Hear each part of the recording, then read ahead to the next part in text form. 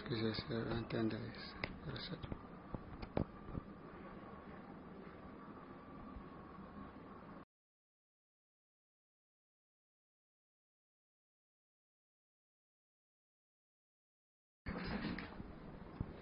Je suis Dr Salibele Diallo, je suis le ministre de l'enseignement technique et de la formation professionnelle de la République de Guinée.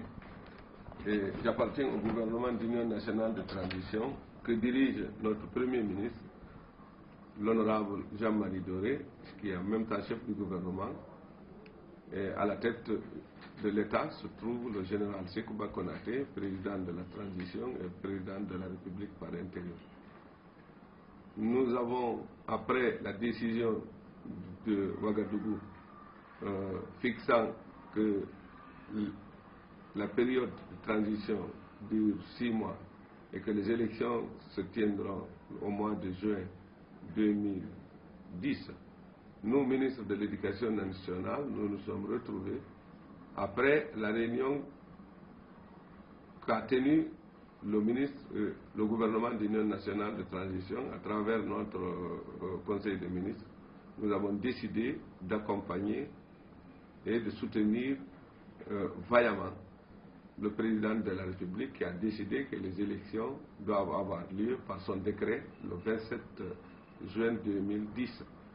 Donc le gouvernement, après avoir décidé ça, a recommandé à ce que tous les départements, en ce qui les concerne, voient ce qu'ils peuvent faire pour assurer un meilleur succès à ces élections. Au niveau de l'éducation nationale, les 4 ministres relevant de ce domaine, nous nous sommes retrouvés pour examiner dans quel volet nous devons être plus efficaces, plus rentables, pour que l'objectif fixé, la tenue d'élections libres, transparentes, crédibles et régulières le 27 juin, ait lieu dans les conditions les meilleures et surtout dans le domaine de l'éducation nationale. Donc, en première position, nous avons décidé de rapprocher donc, les examens de fin d'année. Et nous avons donné ordre donc, à nos techniciens de voir quelles sont les périodes les meilleures qui pourront permettre une bonne tenue des examens au niveau national et qui permettront donc le bon déroulement des élections. Ce que nous avons fait, nous avons ramené les examens de fin d'année, les compositions à des dates meilleures, favorables, pour que chaque département puisse faire ses évaluations de fin d'année dans les meilleures conditions. Et ensuite, nous avons décidé d'organiser des conférences, des réunions de formation et d'information, ainsi que de sensibilisation des étudiants, pour leur dire qu'ils doivent contribuer à aider la population à mieux s'informer, à mieux se former. Et ensuite, ils doivent se constituer en mouvement associatif pour pouvoir assurer vraiment une meilleure formation et aussi une meilleure sensibilisation de la population afin qu'elle puisse voter dans la paix, dans l'unité et dans le calme.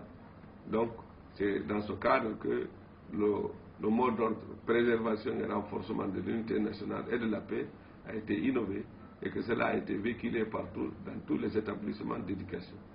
Pour l'enseignement technique et la formation professionnelle, nous avons eu l'avantage donc de faire des tournées, de nous adresser aussi bien qu'aux formateurs, mais surtout aux élèves et étudiants. Donc nous avons fait des informations capitales pour pouvoir les sensibiliser, pour pouvoir les orienter, pour pouvoir les appeler vraiment à travailler dans le cadre de l'accomplissement de leurs droits civiques, mais aussi de la formation, de l'information et de la sensibilisation de la population.